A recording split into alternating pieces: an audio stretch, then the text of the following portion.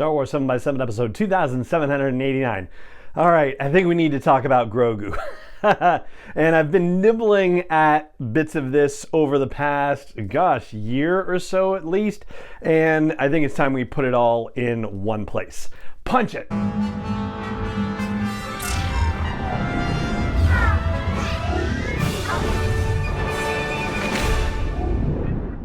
Hey Rebel Rouser, I'm Alan Voivod and this is Star Wars 7x7, your daily dose of Star Wars joy, and thank you so much for joining me for it. So yes, this does continue our series of debriefs on the Book of Boba Fett Season 1, and yes, I know it's about Grogu, but the Book of Boba Fett made it about Grogu, at least, one episode significantly, and a good chunk of another episode were about Grogu and his involvement in this whole era of Star Wars storytelling. Now, let me first frame this by saying that I love Grogu. Let there not be any confusion or lack of understanding around that point. I think the character is awesome. I like the creation of the character. I'm glad the character exists, and I like the way that they are still retaining a sense of mystery around the character. We're not yet getting details, and hopefully they keep it this way, about the character's origins. We got a little bit about the Clone Wars thing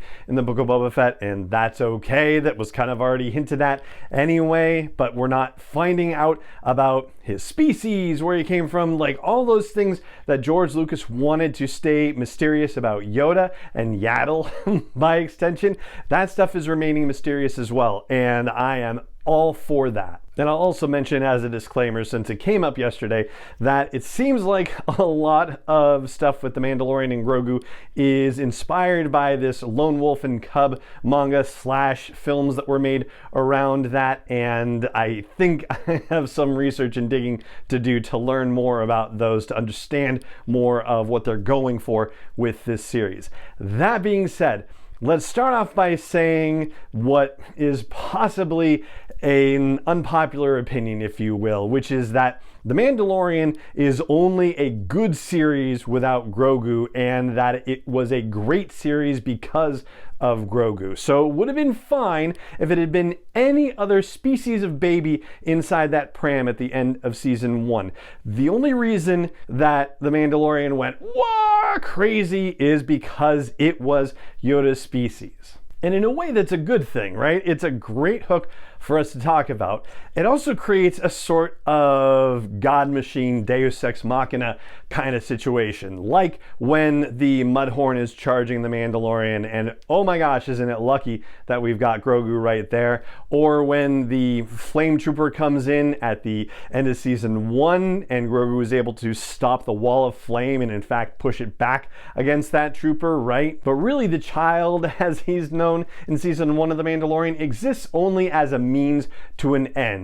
He is basically an inciting incident for the Mandalorian that challenges his beliefs, his way, and pushes him outside the bounds of his comfort zone to get at a pure, more, universal way of looking at the world and the galaxy. And Grogu is also a means to the Mandalorian's story arc ends for Season 2 as well. So the Armorer has sent the Mandalorian on a mission to reunite Grogu with his own kind, and the Mandalorian has to do that while also not getting killed and not losing Grogu to the greater forces of threat and attention that are being presented in the form of Moff Gideon. This is an end that he achieves at the end of Season 2 by handing Grogu off to Luke Skywalker and by defeating Moff Gideon.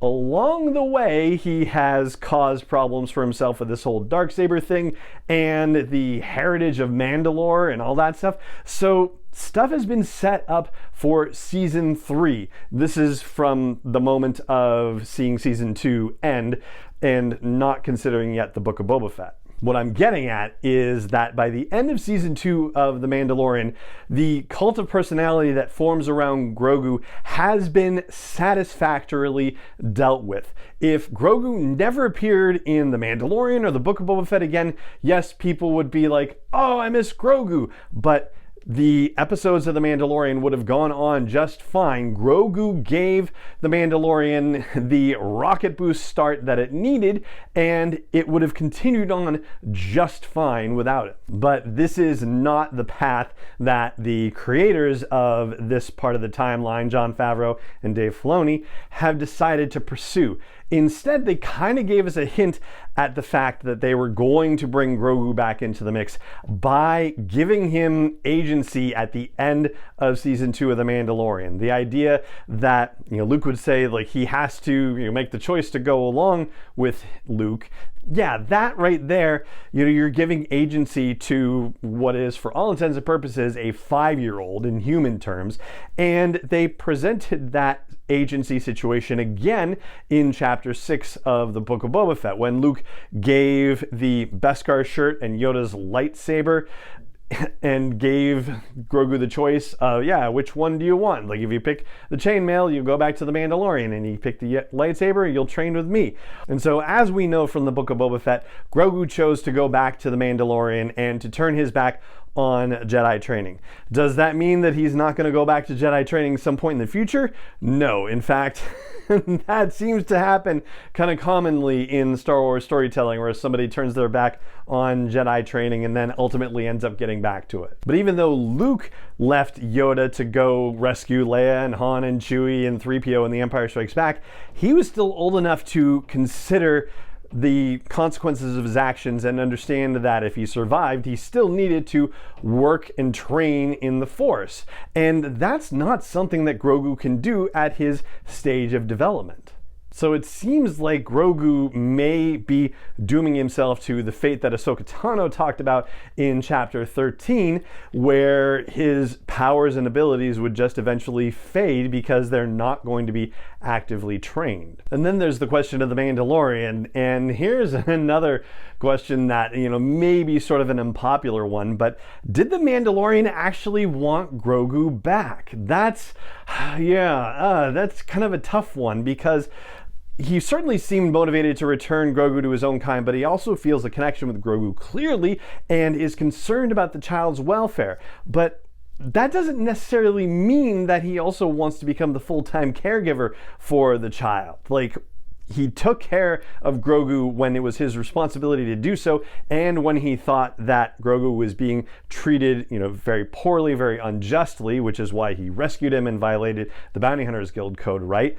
But he also made an active attempt to seek out the Jedi in order to deliver Grogu to his own kind. So yeah, it does kind of raise the question of whether the Mandalorian, for all his empathy and compassion for Grogu, actually wants to have him along for his adventures going forward. And not that anything about this is similar to Batman and Robin, but there's a line from a Batman story where Batman says at some point that the Joker used to refer to Robin as Robin the Boy Hostage instead of Robin the Boy Wonder, which was his nickname, generally speaking. And I feel like Grogu is now, the Mandalorian's boy hostage, as it were, because it reveals another weak point for the Mandalorian, and I'm sure that Grogu is going to continue to be a target that he has to defend, and is going to make the Mandalorian's life that much more complicated going forward. But as the Goliath said, bounty hunting is a complicated profession, and so is guardianship, for that matter. So season 3 of The Mandalorian is going to be plenty complicated for sure. And that's going to do it for this episode of the show. But if you disagree with any of the things I'm saying, especially the unpopular opinion parts, I would love to hear your rebuttals, your thoughts about it. So please chime in. If you're catching this on YouTube, then there's a comment section right there. And if you're hearing the audio version of this, please head on over to sw7x7.com and look for the blog post for this show's episode and drop a comment there. So it just remains for me to say thank you so much for joining me for this episode of the show, as always. And may the Force be with you wherever in the world you may be.